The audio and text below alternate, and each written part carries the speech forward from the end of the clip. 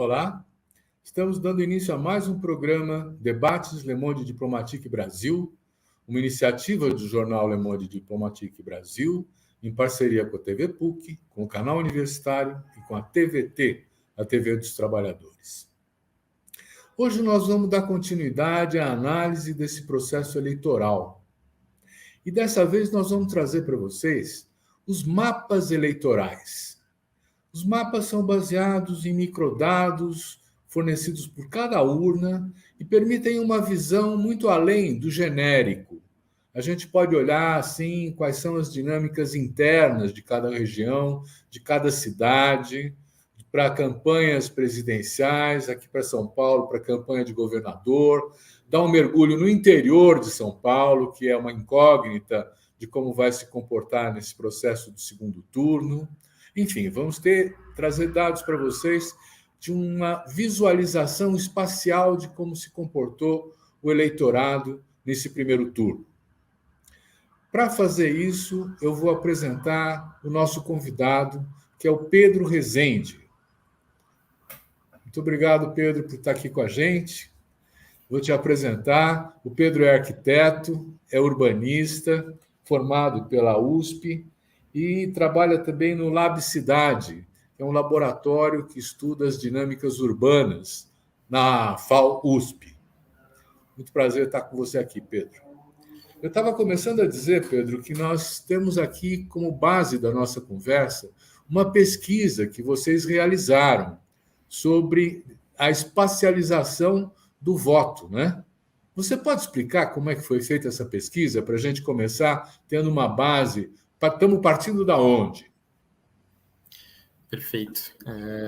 Bom dia, Silvio. Obrigado pelo convite.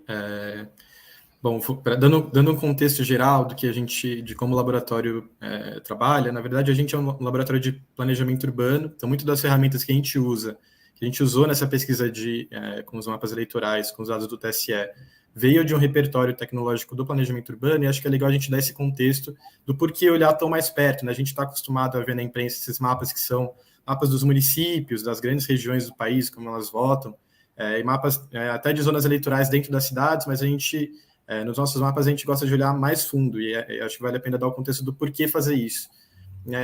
A gente no laboratório, no Lab Cidade, a gente tem uma hipótese de pesquisa que diz que o planejamento urbano ele age conforme ele lê o território. Então, se você lê o território de uma forma... se você produz cartografia sobre esse território, né? A cartografia é uma ferramenta, os mapas eles são uma ferramenta de entender, de compreender o território, compreender dinâmicas demográficas, compreender dinâmicas econômicas. Então, se você na hora que você que você produz essa cartografia para formular a política urbana, o que você coloca para dentro ou para fora desse mapa define o que vai ser a política pública. Então, se você desconsidera alguns processos, ou se você erra mesmo na hora de produzir esses mapas, o que você vai produzir é uma política urbana que não dá conta dos problemas, ou que ataca o problema de uma forma que não é tão eficaz, porque você produziu leituras e compreende aquele território de um jeito que não condiz com a realidade, o que distorce a realidade. Acho que é importante dizer também que os mapas eles são sempre uma narrativa, então eles sempre contam, a gente sempre esconde coisas com os mapas. É impossível fazer um mapa que seja uma representação 1 para 1, né, uma representação completa da realidade. Então, esse cuidado na hora de produzir o mapa, de conseguir entender qual é o problema que você está mapeando, conseguir entender quais são as limitações dessa cartografia e tentar diminuir esse viés de leitura que os mapas produzem é uma coisa que é muito cara para a gente, que a gente busca fazer nos mapas que a gente produz. Acho que para dar um exemplo, acho que esse exemplo vai conversar quando a gente for olhar para os mapas eleitorais de São Paulo. Para dar um exemplo disso no planejamento urbano, a gente tem uma questão que é de São Paulo, mas também é de outras capitais do país, que é essa história de o centro concentra muito emprego, a periferia concentra muita residência, cidades dormitório. E acho que o que acontece, o que essa leitura traz para a gente, e o que ela trouxe no caso de São Paulo, no nosso último plano diretor, em outras políticas que vieram na sequência, é essa ideia de que a gente precisa produzir mais habitação no centro e precisa levar emprego para a periferia. Mas uma coisa que essa narrativa esconde, e é uma das coisas que a gente gosta de trazer para a discussão no Lab Cidade, é que isso não qualifica qual é o tipo de habitação que tem que ser levado para o centro, por exemplo, nem qualifica qual é o tipo de emprego que tem que ser levado para a periferia. Então, esse jogo de quais são os dados que você usa, qual é a escala de trabalho que você analisa nos seus mapas é importante justamente por isso, porque ajuda a gente a entender melhor a realidade, dar materialidade para questões que, em algumas escalas, ficam muito abstratas. Então, no caso dos mapas eleitorais, a gente partiu para esse trabalho, e o nosso interesse pela cartografia eleitoral veio lá em 2018, no pós-eleições presidenciais, né, o primeiro turno das eleições presidenciais de 2018, a gente notou e nos provocou como essas cartografias produzidas, que são historicamente produzidas, elas sempre, há muito tempo são assim, né, que são por zonas eleitorais, por municípios, que geralmente circulam na grande imprensa, elas costumam fazer uma narrativa que é quem ganhou em que lugar. Então, você tem regiões que ficam vermelhas ou azuis, então, muito herança do que é a representação cartográfica das eleições americanas, né, que são distritais. Lá, sim, importa quem ganhou no distrito, porque é um voto só, é um voto por distrito. No nosso caso, o que esses mapas fazem é esconder disputas internas nos territórios. Então, a gente fica com a impressão de que tem territórios que são que são petistas, que tem territórios que são bolsonaristas, tem territórios que são PSDBistas, quando, na verdade, dentro desses territórios, você tem uma dinâmica interna de disputa, né, uma distribuição interna muito específica para cada território. E é isso que esses mapas não mostram. Então, foi daí que a gente partiu a fazer esses mapas em 2018, começando a fazer não só os mapas de quem ganhou, mas também olhando para, na época, para o Ciro Gomes, que estava em terceiro lugar, que estava ali no páreo, né? Então, a gente começou a construir esse repertório nosso de mapas eleitorais em 2018, a gente fez para 2020 também, para as eleições municipais, só para a capital aqui em São Paulo, e voltamos a fazer agora em 2022, agora com uma escala um pouco maior, então olhando para várias outras capitais, não só para São Paulo, mas justamente com essa intenção de complexificar esse debate e mostrar que tem muito mais para entender do que só quem ganhou em cada cidade. Então, como é que a gente vê esse mapa? Você tem uma visão de Brasil, por exemplo? Em termos de Brasil, a gente tem a gente trabalha com escala interurbana, né? Então a gente olha muito para dentro da cidade. Então, mas a gente produziu alguns mapas para o Brasil, justamente com a intenção de mostrar como quando a gente olha para o mapa do Brasil, aquele vermelho e azul, né, que é aquele que costuma circular, o Nordeste é mais petista, o Sul é mais conservador, mais bolsonarista. O que esse mapa não conta é tanto a escala do problema, que quando a gente olha para o mapa, a gente vê a região norte toda azul, o centro-oeste todo azul, a fronteira de expansão do agronegócio ali, a gente, como são áreas muito extensas, nos parece que tem uma grande porção do território, uma grande porção do país que é conservador e que, de certa forma, dá uma leitura incorreta dessa disputa, porque, na verdade, a grande disputa e a concentração da população é o que define a distribuição dos votos, mais do que o território. Quando você vai disputar, aqui no Brasil, quando você vai disputar a eleição, onde cada cabeça é um voto, onde tem mais gente é o território que está mais em disputa. Então, o que a gente vê nos mapas que a gente produziu para o Brasil é a centralidade das grandes cidades, das cidades médias, nessa disputa mais do que a fronteira agrícola, apesar de, claro, ser um conflito importante para o país, né, a questão do desmatamento. Em termos eleitorais, não é ali que está o grosso da disputa. Eu não sei... Sim, mas e os números que você chegou, hein, nessa análise? Vamos pegar, por exemplo, a região Sudeste, né? A região Sudeste, você estava falando, os votos não são, não colorem, vamos dizer, ou azul ou vermelho, mas é misturado, né? Que mistura foi essa? Você tem porcentagens? Como é que é? A gente costuma trabalhar mais com concentração territorial do que com o número em si. Acho que nos mapas que a gente produzia, claro, a gente trabalha com as porcentagens, mas acho que o que importa dizer aqui é a distribuição territorial. Então, a gente tem uma concentração territorial, né, um padrão que, no caso de São Paulo, ficou claro, de concentração de um voto de voto anti-bolsonarista, na verdade, nas grandes cidades e muito especificamente na região metropolitana de São Paulo. Então, a gente tem uma tendência, que a gente pode até entrar em mais detalhe depois, internamente na região metropolitana de São Paulo, de um voto anti-bolsonarista. Então, o PT, que em muitas regiões dentro da capital, em que ele foi muito mal em 2018, em regiões conservadoras mesmo, a gente tem uma virada, ainda que o Bolsonaro tenha ganhado mais votos nessas regiões, você tem um crescimento muito maior do voto petista. Então, a gente tem uma tendência que a região metropolitana de São Paulo tem um voto muito mais progressista, muito antibolsonarista. Você tem algumas cidades do interior, por exemplo, Araraquara, você tem algumas regiões específicas dentro dessas cidades. Então, por exemplo, você olha para Sorocaba, Campinas, você tem regiões periféricas dessas cidades que tem um voto mais petista, e acho que é isso que importa dizer, né? Assim, até as cidades onde Bolsonaro ganhou são cidades que estão em disputa, elas são cidades que têm uma disputa interna ali, então você tem alguns territórios que são mais propensos a votar no Bolsonaro e territórios que são mais propensos a votar no PT ou ter um voto antibolsonarista.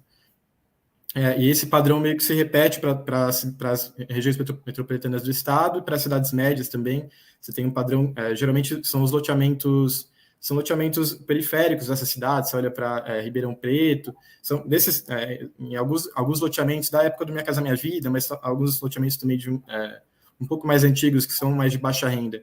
Você tem um voto mais petista, e na área mais central dessas cidades, áreas centro consolidado, e também áreas de condomínios fechados, aqueles condomínios de beira de rodovia, que é murado, que não pode entrar, que você tem um voto mais conservador e mais bolsonarista.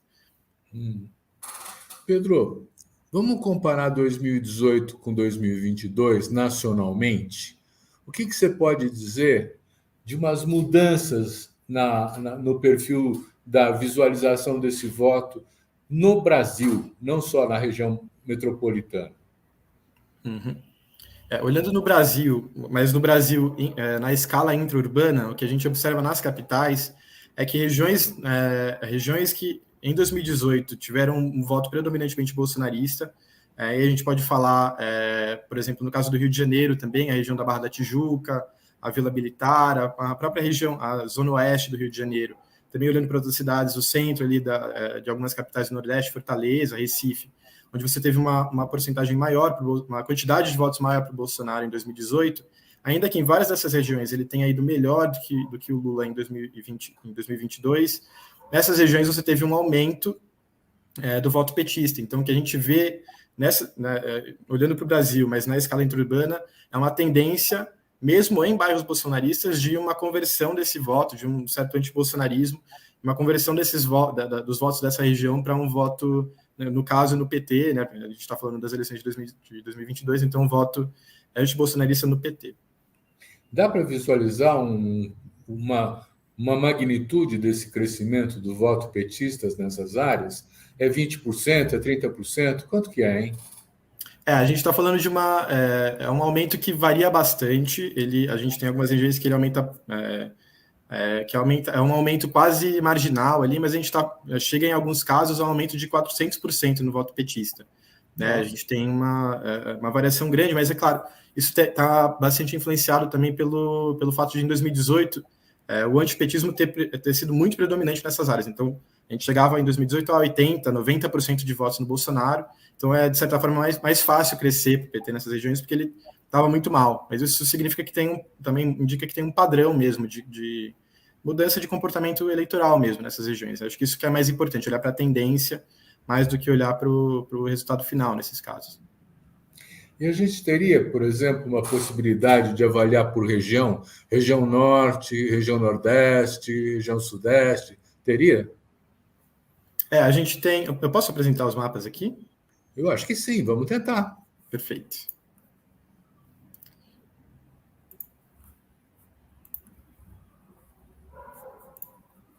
Nós não combinamos isso, mas vamos tentar. Bora. Estou abrindo aqui. Tá. Você consegue enxergar? Vamos ver?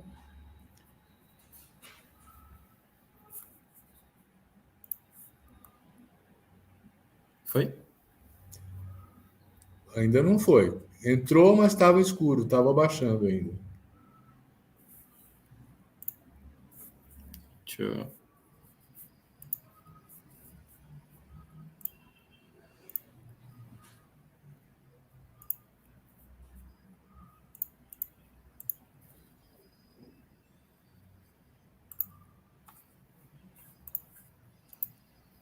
Estamos ansiosos por ver esses mapas. É bom que a gente pode comentar em cima. Agora acho que vai, né? Agora vai. Você está mostrando o que aí? Aqui a gente vai olhar para São Paulo. Vou mostrar os mapas de São Paulo, especificamente da região metropolitana, mas a gente pode passar para as outras depois. Então, olhando para a região metropolitana, mostrando esses padrões que eu tinha comentado, que a gente observa aqui, primeira coisa, né, o voto petista, o voto no Lula no primeiro turno. Que a gente observa que a gente tem um padrão histórico do voto petista na cidade de São Paulo, que é as margens da cidade, as periferias, historicamente votam mais no PT. Pedro, explica para a gente antes o que são as cores, senão a gente não entende. Perfeito. Quanto mais vermelho aqui, maior a porcentagem de votos o Lula teve nessas regiões. E quanto maior esses hexágonos, vocês estão vendo um preenchimento em linha preta dentro do hexágono, quanto maior o tamanho desse hexágono, maior a quantidade absoluta de votos. Então, dando alguns exemplos, quando a gente olha para a cidade Tiradentes, aqui na zona leste da cidade, o que a gente tem é uma concentração do voto petista ali entre 54% e 62%.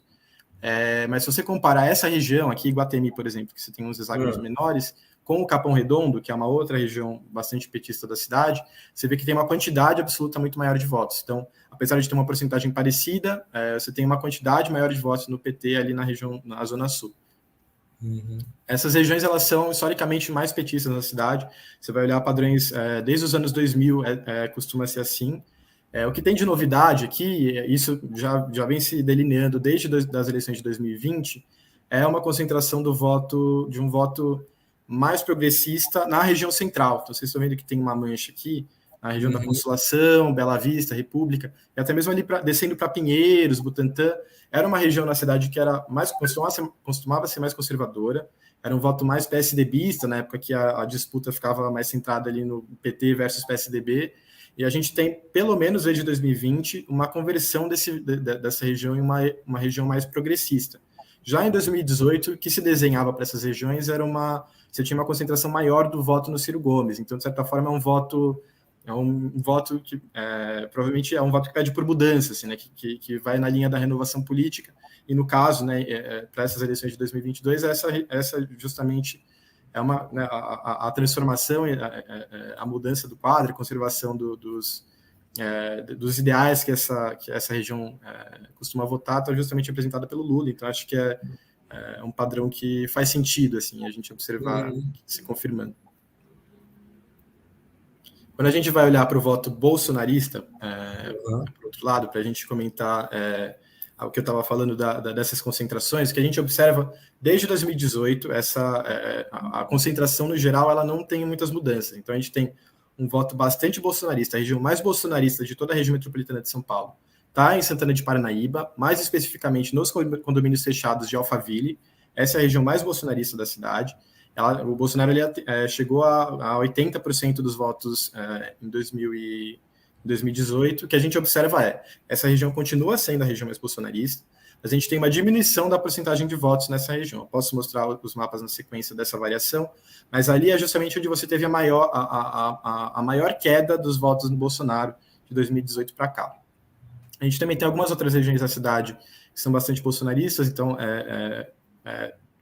no caso Santana e Tatuapé, que são duas regiões que não são o centro tradicional da cidade, de certa forma, são centros novos, né, que começaram a se consolidar ali para o final dos anos 90, começo dos anos 2000, com a construção de vários condomínios fechados. Então tem uma certa vinculação, a gente pode dizer que tem uma certa vinculação dessas áreas mais bolsonaristas com um tipo de ocupação do território, né, que essa coisa do condomínio fechado, no caso de Alphaville é mais horizontal, no caso do Tatuapé e Santana mais vertical, mas tem um certo padrão territorial que se delimita aí, padrão de tipologia, né, e de forma de construir a cidade com um perfil eleitoral dessas regiões. Tem uma discussão grande hoje em dia da importância de converter a abstenção em voto, né? A gente tem um mapa da abstenção também? Perfeito, vamos voltar lá. Acho que tem uma coisa legal para a gente falar aqui das abstenções. Acho que existe um discurso que aparece muito, assim, um senso comum de que as abstenções elas são mais comuns nas periferias, o eleitor que em tese, não sai de casa para votar, não tem interesse pela política e são menores no centro. A gente mapeou isso na escala intraurbana, então talvez isso se confirme numa escala maior e mais especificamente em algumas regiões do país em escala municipal, regional, mas quando a gente olha para dentro das cidades, em São Paulo, mas também em outras capitais, o que a gente observa aqui a gente está olhando o mapa das abstenções, então quanto mais roxo aqui, maior abstenção, a gente está falando de mais de 35% de eleitores que não foram votar. Então, a primeira coisa que a gente nota nesse mapa é que a abstenção está concentrada na região central de São Paulo. Então, a gente está falando de República, Bom Retiro, Bela Vista, descendo mais para Pinheiros, Jardins, Itaim, etc. E quando a gente cruza esse mapa com esse outro que eu estava mostrando agora há pouco, que é a porcentagem de eleitores com voto facultativo, ou seja, eleitores acima de 70 anos ou com 16 ou 17 anos. Então, são eleitores que estão aptos a votar, mas que não são obrigados a ir votar. A gente nota que tem uma coincidência dessas regiões, então, quanto maior a porcentagem de eleitores facultativos, eleitores que não precisam votar, maior a porcentagem de voto de abstenções. Isso, claro, não tem um casamento perfeito, isso a gente vê que não tem um casamento perfeito em outras regiões também, mas tem uma tendência que a gente observa inclusive em escala estadual, de quanto maior a porcentagem de eleitores facultativos, maior a abstenção. O que de fato fala. O que de fato acontece nas periferias quando a gente vai olhar uma concentração que acontece nas periferias quando a gente olha para os votos inválidos, que são os brancos e nulos. Então, nesse caso, sim, a gente observa que tem uma concentração maior de votos brancos e nulos nas periferias. O que isso indica não é que o eleitor mais pobre da periferia não vai votar. Ele vai votar, mas ele não vota, ele vai votar, mas dá um voto branco e nulo. Ele não escolhe um candidato na urna na hora de votar. Enquanto, ao contrário, a região central, ela apesar de ter uma abstenção maior, os eleitores da região central costumam escolher um candidato com mais frequência do que o eleitor periférico. Mas aí nós estamos falando de alguma coisa como 5%, 7%, né? Porque se você somar abstenção e nulo, não passa disso, né? Isso, acho que a questão aqui a abstenção ela é um fenômeno mais massivo do que o voto branco e nulo. Então, a abstenção ela tem, de certa forma, maior margem para crescer, né? Se você for disputar os eleitores que se abstiveram. Mas, por outro lado, se a gente for olhar para a tendência territorial, no caso, olhando, por exemplo, para uma estratégia de campanha que for para o PT, por exemplo, faria mais sentido disputar o voto branco e nulo, porque ele está concentrado numa região onde o PT tem mais porcentagem de votos, né? Então, é importante fazer essa leitura cruzada, porque ela dá duas informações para a gente, diz o que vale mais a pena, o que é mais crucial assim, para a campanha disputar. Sim. Você veja a importância, né? Quer dizer, para o planejamento de ação das campanhas nesse segundo turno, esses mapas são fundamentais, porque eles vão concentrar os esforços da conversão do voto onde é mais possível, né? Exatamente. Acho que tem uma outra utilidade importante para esses mapas, que a gente costuma muito ver durante as campanhas o uso das pesquisas eleitorais para subsidiar as ações de campanha, mas evidentemente elas têm uma limitação, porque elas são pesquisas amostrais, elas não dizem para a gente exatamente na cidade onde que está o perfil, né? Em que lugar no território estão as pessoas que a gente está discutindo na pesquisa. Então a gente fala, o Bolsonaro tem uma maior porcentagem do voto evangélico, o PT tem uma maior porcentagem do voto católico, as mulheres votam mais do PT, né? Mas aí quando a gente olha no território, que é onde as pessoas moram, né? A gente não está olhando para uma pesquisa amostral expandida, a gente está olhando para o voto em si, né? A gente está olhando para o dado cru aqui. A gente consegue ter um detalhamento muito maior, né? Então, especialmente nesse intervalo entre primeiro e segundo turno, a gente tem uma materialização dessas tendências que a gente costuma discutir nas pesquisas eleitorais.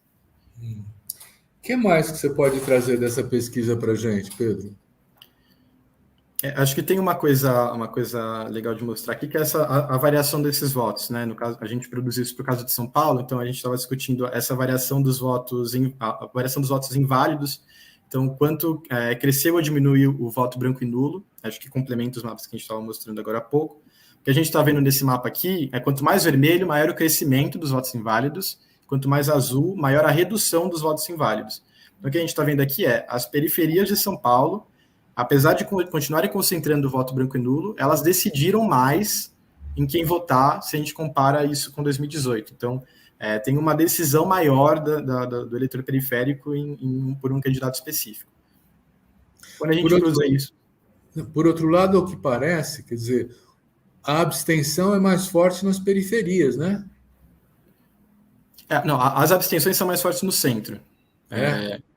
Quando a gente olha para a variação da abstenção, aí olhando para a variação da abstenção, tá, né, aí a gente vê que não tem um padrão espacial muito claro. Então, provavelmente tem vários outros fatores que interferem nesse percentual de abstenção que a gente não consegue, que não tem mesmo um padrão territorial, é bastante disperso. Acho que tem um caso específico aqui para comentar, que é o caso de Guarulhos. A gente tem um aumento muito grande das abstenções. Mas o que acontece em 2018, aconteceu alguma coisa muito excepcional em Guarulhos, que foi a cidade inteira teve metade da taxa de abstenção da região metropolitana. Então, enquanto a região metropolitana teve por volta de 20 e poucos por cento de abstenção, Guarulhos teve 10, 12% de abstenções. Então, o que a gente está observando de novo Guarulhos teve uma tendência de queda muito grande das abstenções em 2018, e agora em 2022 eles voltam a ter uma abstenção mais próxima da média da região metropolitana, então por isso que Guarulhos está uma grande mancha vermelha aí. Mas, no geral, a gente não tem nenhum padrão territorial muito específico, assim, de a periferia teve um aumento maior das abstenções ou não. O que a gente vê a abstenção é mais comum na região central de São Paulo e de outras cidades, e o voto inválido é mais comum nas regiões mais periféricas. Pedro, nós vamos fazer um pequeno intervalo e depois vou pedir para você apresentar um pouco o mapa do Rio de Janeiro, tá? Perfeito. Então vamos ao intervalo.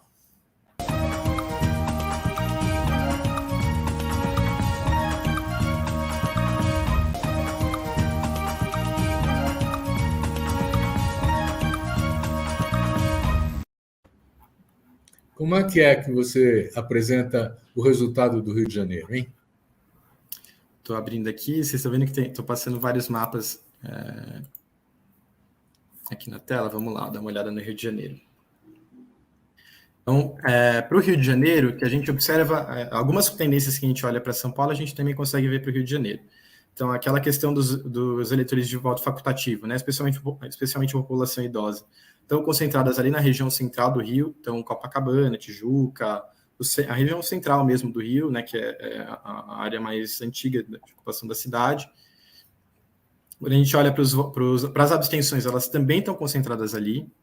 De novo, é o mesmo padrão que a gente observou para São Paulo, a gente observa no Rio, especialmente ali na região central.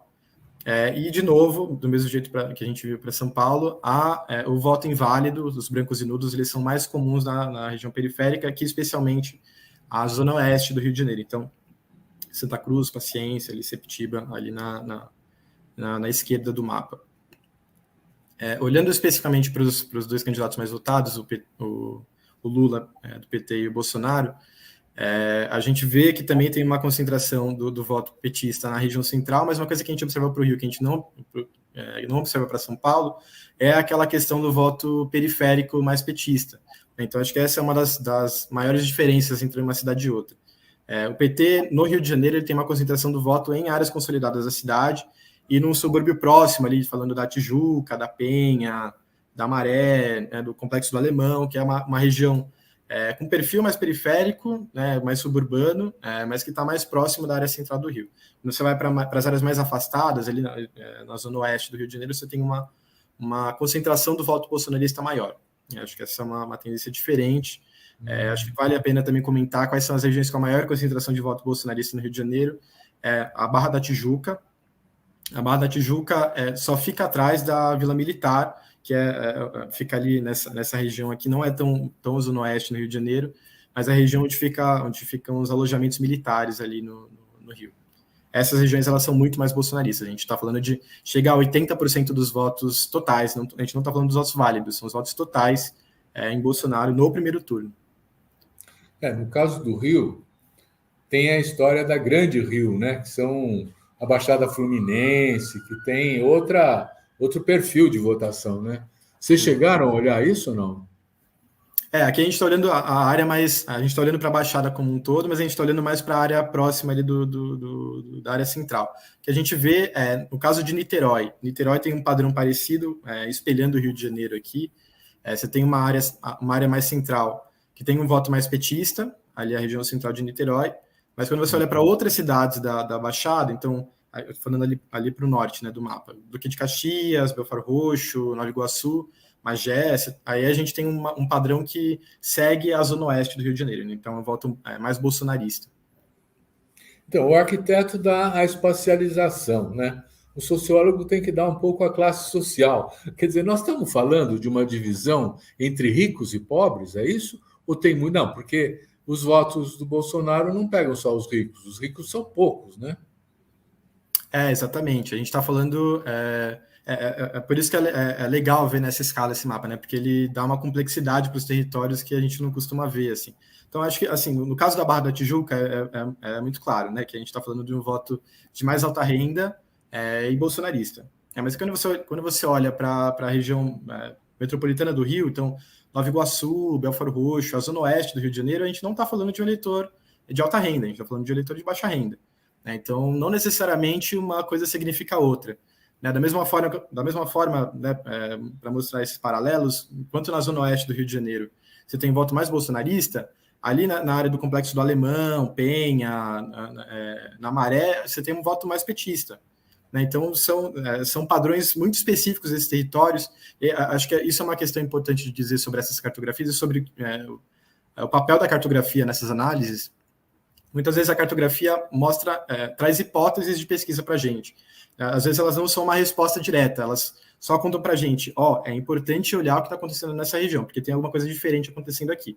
O que esses mapas estão contando para a gente existe uma diferença do perfil eleitoral do eleitor mais pobre da região mais próxima do centro do Rio de Janeiro, então a gente está falando da Penha, do Complexo do Alemão, Ramos, quando você olha para as áreas mais na zona oeste, a gente também está falando, claro, a gente já sabe que tem um perfil, uma diferença nesses territórios, que é a questão do domínio territorial das milícias, que está mais concentrado para a Zona Oeste, e não está tão presente assim na zona norte do Rio. Então, acho que isso é uma primeira pista, mas, claro, cabe aqui uma pesquisa mais aprofundada no território para entender como é que isso afeta a escolha do candidato, na eleição. Muito interessante. Pedro, os 3 principais colégios eleitorais do Sudeste são São Paulo, Rio de Janeiro e Belo Horizonte. Nós podemos dar uma olhada em Belo Horizonte? Perfeito, vamos lá.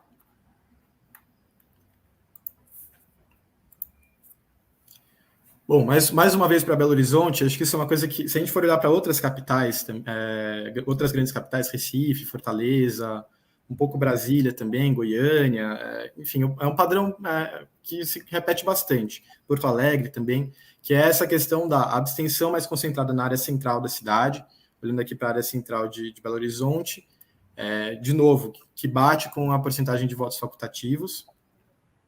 A gente olha para os brancos e nulos, apesar de aqui em Belo Horizonte ser um pouco mais dissolvido, a gente vê que tem essas diferenças, às vezes tem uma um pouco mais suave em algumas regiões, às vezes é um pouco mais bruta, mas tem uma tendência de uma concentração maior dos votos inválidos dos brancos e nulos na região periférica, e aqui a gente está falando da região periférica da região metropolitana de BH, não exatamente do município, mas da região metropolitana.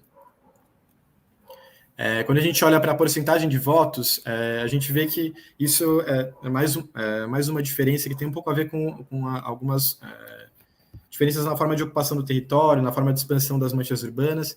A gente vê que isso que eu vou contar agora para BH se repete também para algumas cidades do interior de São Paulo.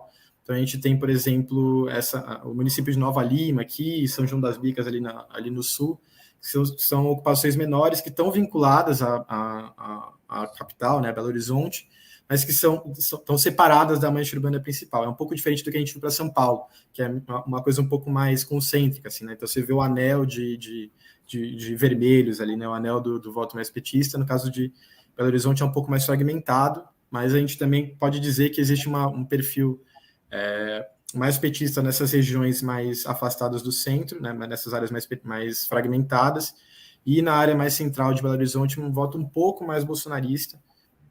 Acho que vale a pena também apontar aqui que, diferente das outras cidades, o voto ali em Belo Horizonte ele está mais acirrado, vocês conseguem ver pelas porcentagens aqui. Então, a gente está falando ali na região central de Belo Horizonte de 39% a 46% de votos para o Lula, de 32% a 39% para o Bolsonaro, de 45% a 54% para o Bolsonaro. Então, é uma disputa mais acirrada que a gente vê em Belo Horizonte. Acho que isso se reflete um pouco na disputa do estado de Minas Gerais como um todo.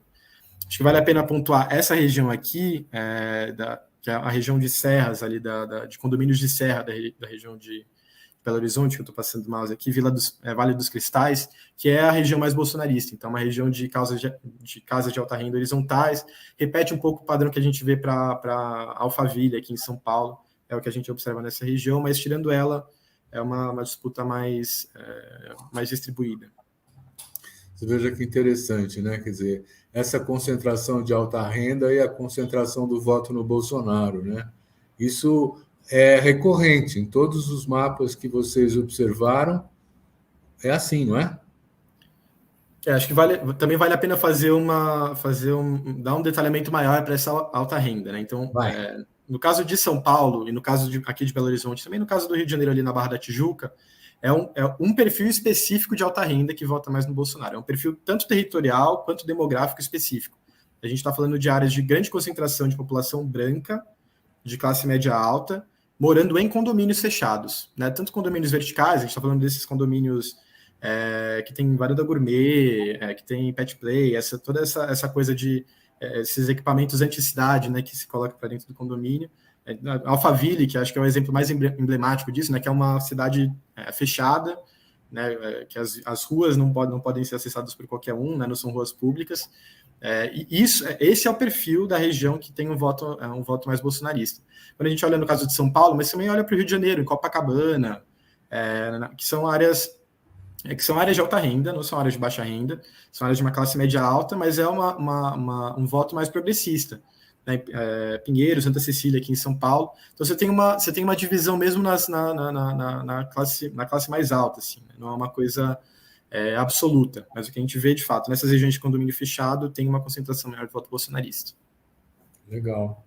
Eu acho interessante isso, porque mostra, inclusive, que dentro de um grupo espacial, mesmo de alta renda, você já tem uma divisão nova, né?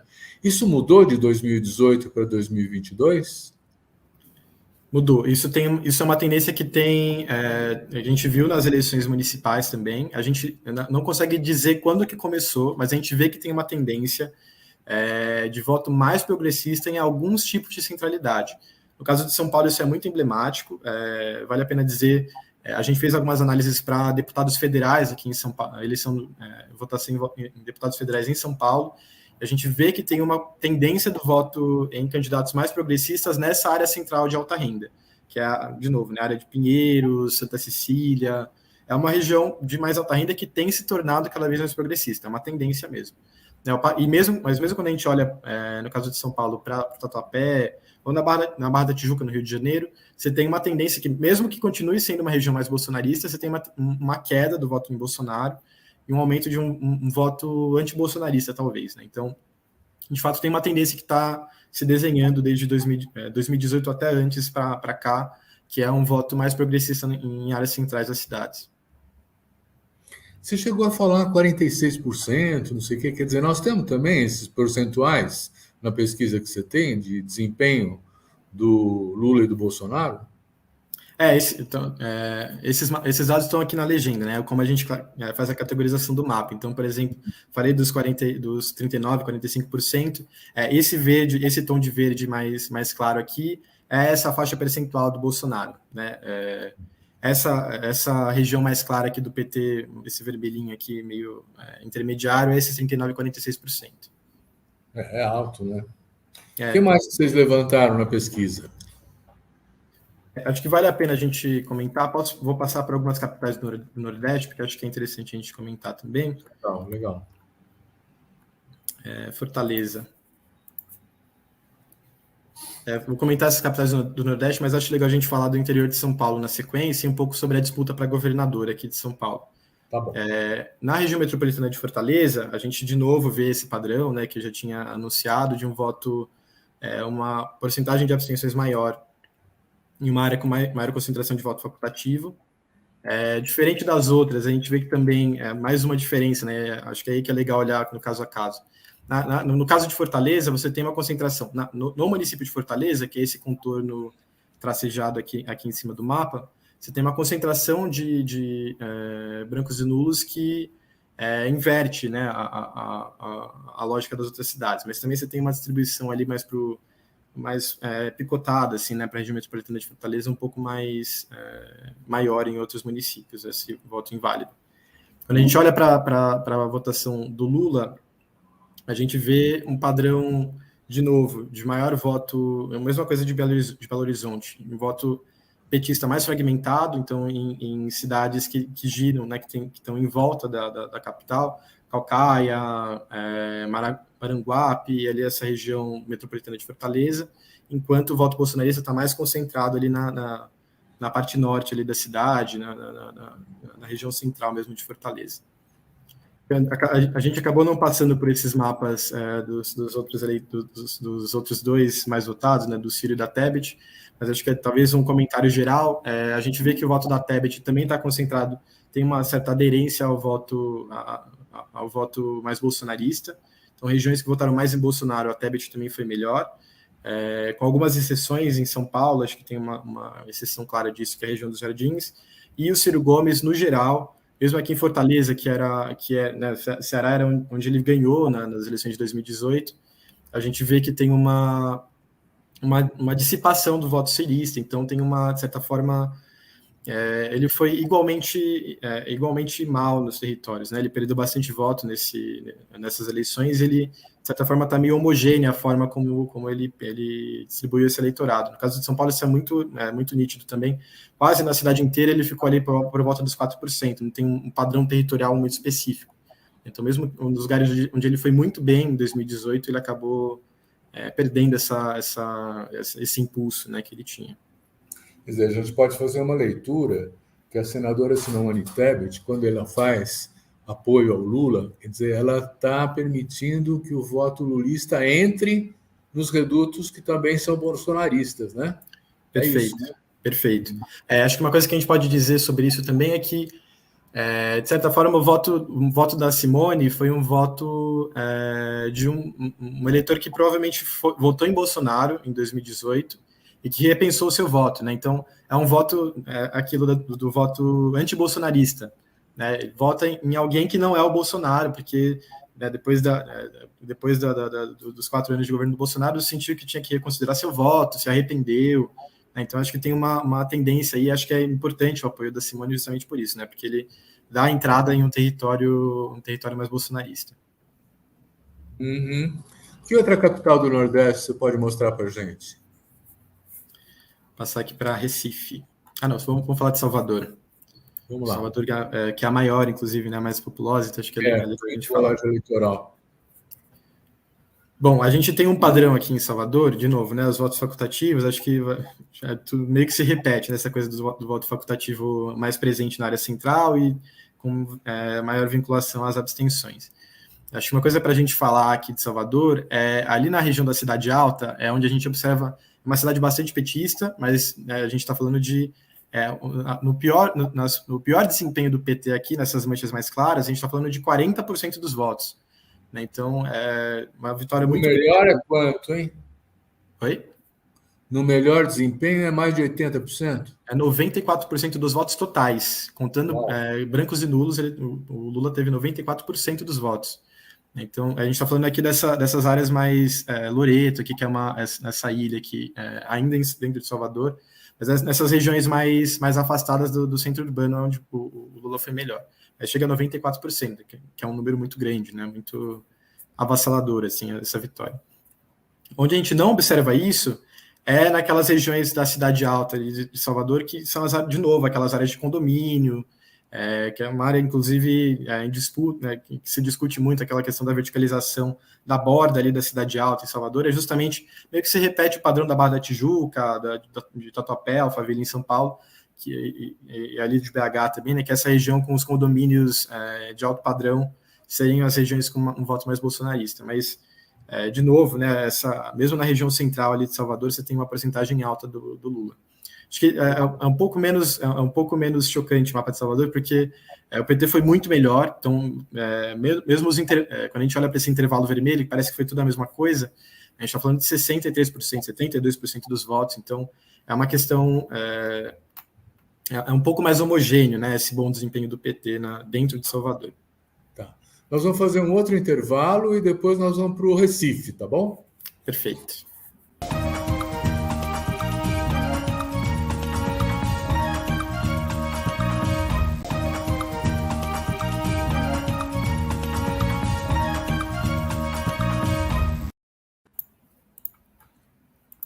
Mostra para a gente como é que está o mapa do Recife. Procurando aqui.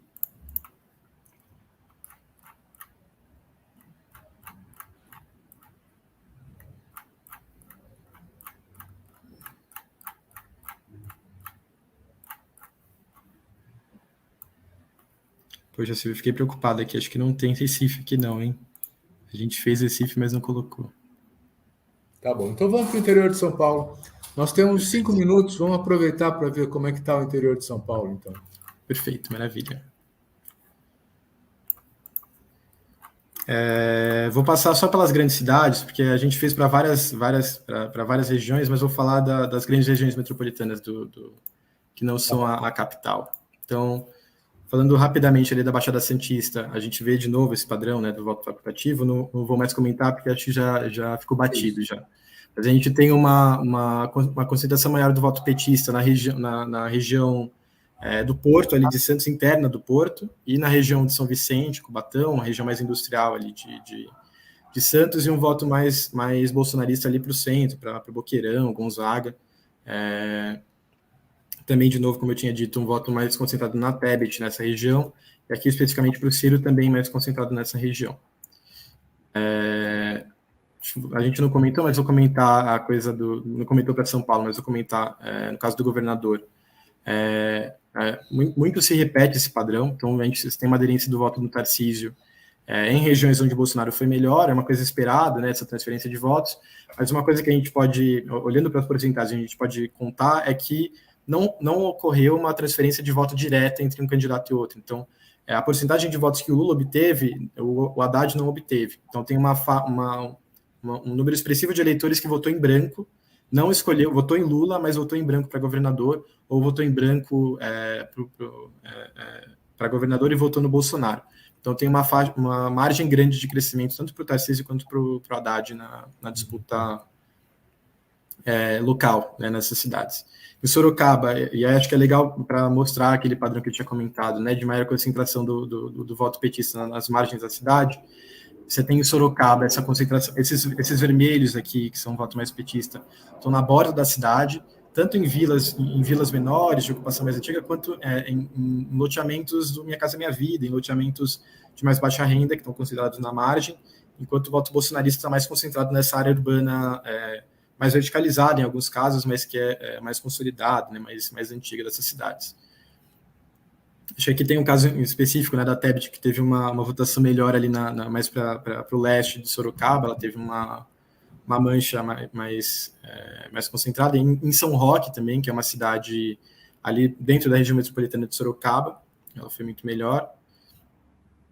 Esse padrão se repete para governador, acho que isso vai se repetir também para outras cidades.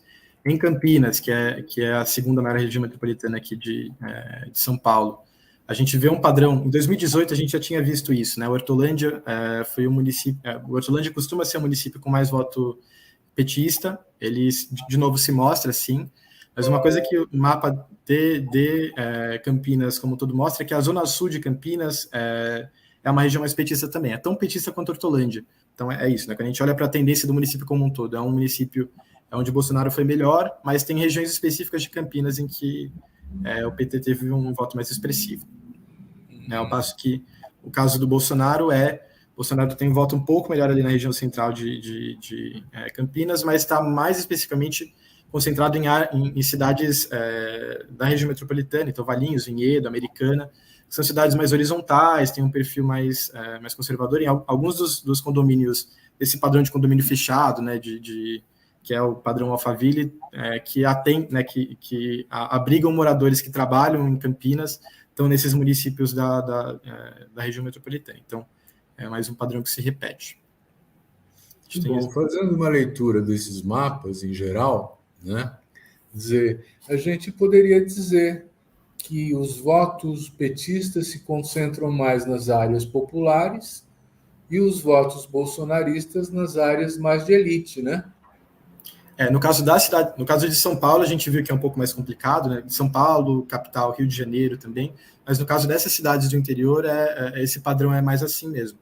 Você tem um perfil do voto petista mais desses loteamentos de mais baixa renda nas bordas da cidade, e um voto mais bolsonarista na região central e em condomínios fechados. Então, acho que é importante dizer que várias cidades do interior têm esse padrão de ocupação periférica de alta renda, né, que são esses condomínios de beira de estrada. Nesses lugares também você tem uma concentração maior do voto bolsonarista, mas, de novo, né, uma área de mais alta renda, justamente confirmando esse padrão. Pedro, o papo anda rápido, a gente fica apaixonado pelos mapas aqui, mas o tempo corre. E você tem mais uns 2, 3 minutos. O que você quer trazer da pesquisa para nós? Acho que uma coisa importante de a gente pontuar, assim, nesse intervalo entre o primeiro e o segundo turno, o que esses mapas mostram para a gente é que a disputa não está ganha, a disputa ainda tem muito espaço para disputar nos territórios. Acho que por isso que é importante a gente olhar nesse nível de detalhe, porque a gente vê que não existe município bolsonarista, não existe município petista. O que existem territórios, esses territórios estão em disputa, você tem áreas da cidade que são mais petistas, áreas da cidade que são mais bolsonaristas, e você tem uma margem grande de crescimento. A gente viu com os votos com as abstenções, com os votos inválidos, que estão em disputa, né? E essa disputa, especialmente quando a gente olha para as diferenças de 2018 para 2022, a gente vê que também se dá no tempo, não só no espaço. Então, a gente tem tendências de transformação do voto. Tem a região central de São Paulo, que era uma região mais conservadora, que está se transformando em uma região mais progressista. A gente tem o voto bolsonarista caindo em regiões tradicionalmente bolsonaristas. Então, essa tendência também é importante de ser observada, né? Porque ela conta para a gente de transformações políticas que acontecem no território, que acontecem no país como um todo, e que ajuda a gente a pensar não só essas eleições, mas as futuras, né? As próximas disputas. Muito bom. Bom, nós acabamos de ver um trabalho do Lab Cidade, da Faculdade de Arquitetura e Urbanismo da USP, né? Apresentado aqui pelo Pedro Rezende, que eu agradeço muito a apresentação e a participação aqui, e agradeço também você que nos assiste. Semana que vem tem mais.